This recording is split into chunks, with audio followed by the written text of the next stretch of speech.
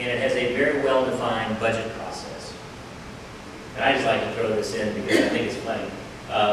This is a schematic of how the budgeting process works between the Tampa Bay History Center and USF Libraries. The good news is most of these people are the head of the Tampa Bay History Center and the head of the Florida Studies Center, so it's kind of the same people over and over again, but it's quite a complicated thing, but it actually does work. So,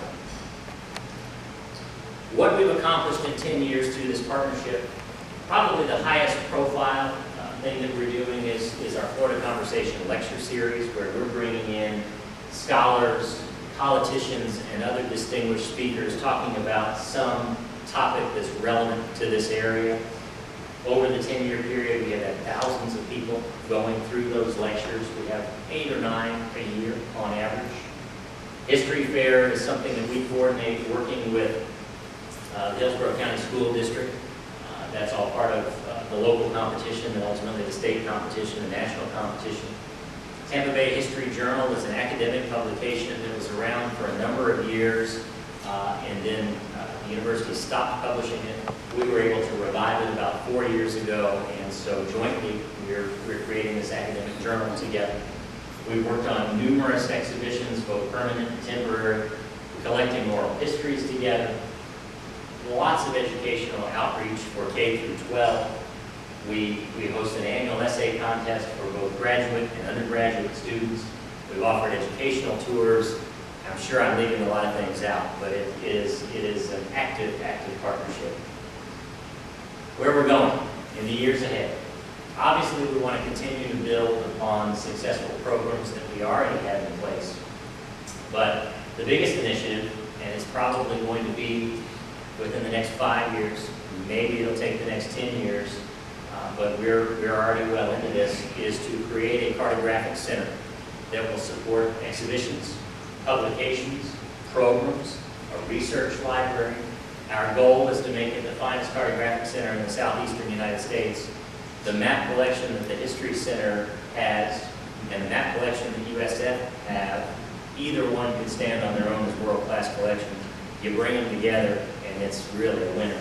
So we're pretty excited about that.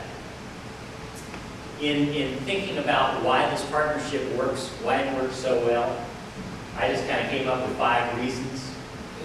At first, it does support a shared mission. It recognizes that both have unique resources that they bring to the table. It recognizes that both sides have a vested interest in the success of the other.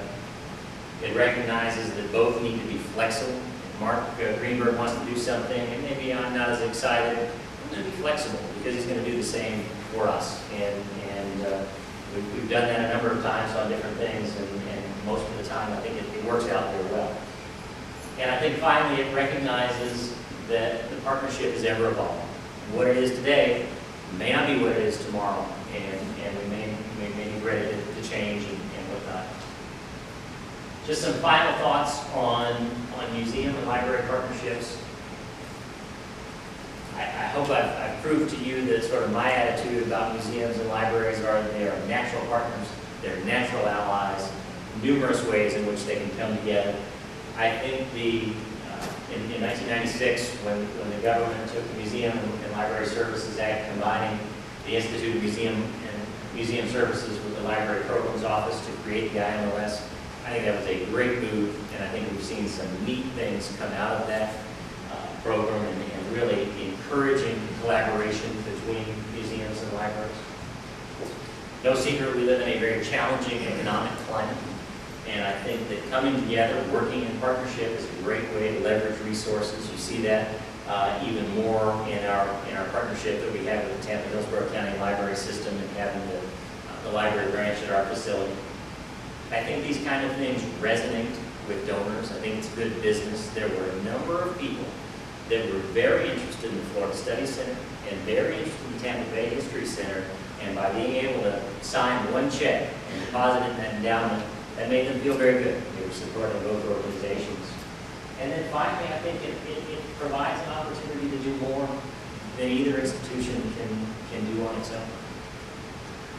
So you know a little more about the Tampa Bay History Center, and you know a little bit more about the partnership, and I just want to leave you all with a challenge. This is a $52 million, $52.5 million investment in our community.